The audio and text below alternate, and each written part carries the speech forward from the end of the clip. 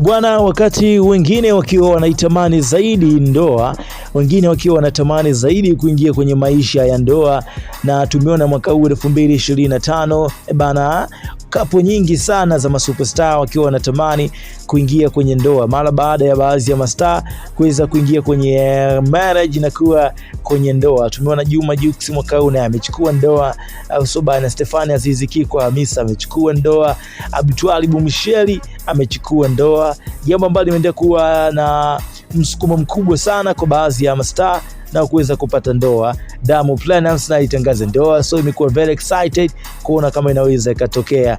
Sasa hii ni tofauti sana kwa bibie Wema, yeye anakuambia ndoa sio kipaumbele chake kabisa. Wabongo na Watanzania wanajua kiu yake, kitu ambacho amekuwa akikitamani zaidi kuliko hivyo ambavyo mmekuwa mnaviuliza.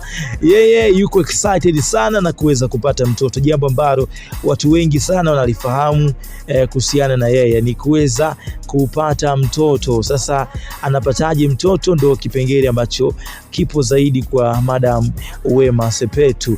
Sasa amefunguka kupitia interview ambayo alifanya, akasema hakuna mahali ambapo yeye alisema kwamba anatamani kufunga ndoa, kwa sababu watu ambao anazungukwa nao wakiwemo dada zake, marafiki zake, ndugu zake, marafiki zake, yani watu ambao wamezidi kumzunguka ambapo walishawahi kuingia kwenye ndoa, anakutana na hizo challenge ambazo watu wamekutana nazo. Kwa hiyo anaona kama hayuko excited sana kuweza kuingia kwenye ndoa, kwa sababu ya mambo ambayo yanatokea kwenye maisha ya marafiki zake, dada zake, ndugu zake yanazidi kumpa picha, yanazidi kumpa somo zaidi, au sio bana? Anasema kwamba mnaweza mkawa mnapendana vizuri, mkishaingia tu kwenye ndoa basi ugomvi na utata unaanzia hapo. So Wema hatamani kabisa issue ya ndoa, yeye anatamani zaidi mtoto.